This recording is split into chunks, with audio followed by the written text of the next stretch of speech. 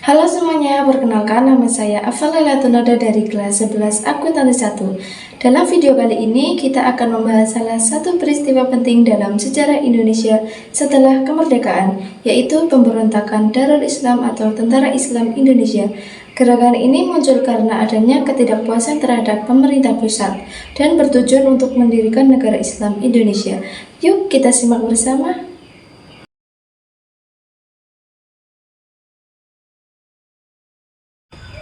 Latar belakang. Setelah Indonesia merdeka pada tahun 1945, bangsa kita masih menghadapi berbagai tantangan, baik dari dalam maupun luar negeri. Di dalam negeri muncul beberapa kelompok yang merasa tidak puas terhadap kebijakan pemerintah pusat.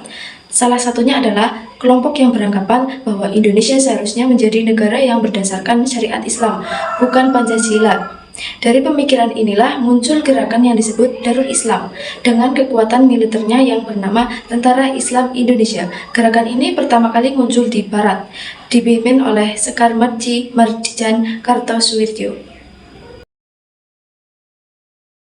Tujuan pemberontakan. Tujuan utama pemberontakan DI atau TII adalah untuk 1. Mendirikan Negara Islam Indonesia (NII). 2. Menegakkan hukum Islam di seluruh wilayah Indonesia. Yang ketiga, mengganti dasar negara Pancasila dengan dasar Islam. Kartosuwiryo menilai bahwa pemerintah Republik Indonesia telah menyimpang dari ajaran Islam, sehingga ia bertekad untuk membentuk pemerintah sendiri yang berdasarkan syariat Islam. Daerah dan tokoh pemberontakan DI atau TII. Gerakan DI atau TII tidak hanya terjadi di Jawa Barat, tetapi juga menyebar ke berbagai daerah di Indonesia. Berikut beberapa tokoh penting dan wilayah pemberontakan mereka. Yang pertama, SM Kartosuwiryo Jawa Barat, pusat pemberontakan pertama tahun 1949. Yang kedua, Amir Fattah Jawa Tengah tahun 1949. Yang ketiga, Ibnu Hajar Kalimantan Selatan tahun 1950. Yang keempat, Kamar Muzakkar Sulawesi Selatan tahun 1952. Yang kelima, Daud B. Uraiw Aceh tahun 1953.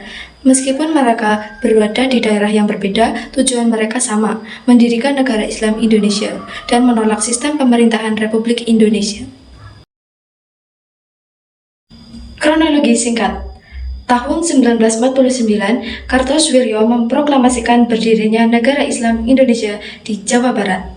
Setelah itu, gerakan ini mulai menyebar ke daerah-daerah lain melalui tokoh-tokoh pendukungnya. Pemerintah Indonesia kemudian melakukan berbagai operasi militer untuk menumpas pemberontakan ini. Pada tahun 1962, Kartosuwiryo akhirnya tertangkap di Gunung Geber, Jawa Barat dan kemudian dieksekusi. Setelah itu, sisa-sisa gerakan DI atau TII di berbagai daerah berhasil ditumpas hingga sekitar tahun 1965.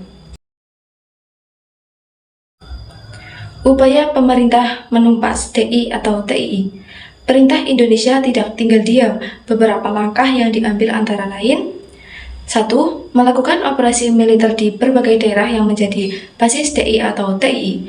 Yang kedua, melakukan pendekatan politik dan diplomasi terhadap tokoh-tokoh Islam agar tidak bergabung dengan gerakan ini. Yang ketiga, meningkatkan kesejahteraan dan pembangunan daerah untuk mengurangi ketidakpuasan rakyat. Dampak pemberontakan DI atau TII. Pemberontakan ini menimbulkan berbagai dampak negatif seperti terganggunya keamanan dan stabilitas nasional, banyaknya korban jiwa dari warga sipil dan tentara, kerusakan ekonomi dan sosial di wilayah pemberontakan, menurunnya kepercayaan rakyat terhadap pemerintah pada masa itu. Namun dari peristiwa ini, bangsa Indonesia belajar pentingnya persatuan dan kesetiaan terhadap NKRI. Akhir pemberontakan. Akhir dari gerakan DI atau TII terjadi pada tahun 1962 setelah Kartosuwiryo ditangkap dan dieksekusi. Dengan tewasnya pemimpin utama tersebut, maka gerakan DI atau TII secara bertahap berhasil dipadamkan di seluruh Indonesia. Pemberontakan DI atau TII menjadi salah satu pelajaran penting dalam sejarah Indonesia. Peristiwa ini mengingatkan kita bahwa perbedaan pandangan seharusnya diselesaikan dengan cara musyawarah dan persatuan, bukan dengan kekerasan. Sebagai generasi penerus bangsa, kita harus menjaga keutuhan Negara Kesatuan Republik Indonesia dan menjunjung tinggi nilai-nilai Pancasila. Sekian, mungkin hanya itu yang dapat saya sampaikan. Kurang lebihnya saya mohon maaf yang sebesar-besarnya. Thanks for watching. See you.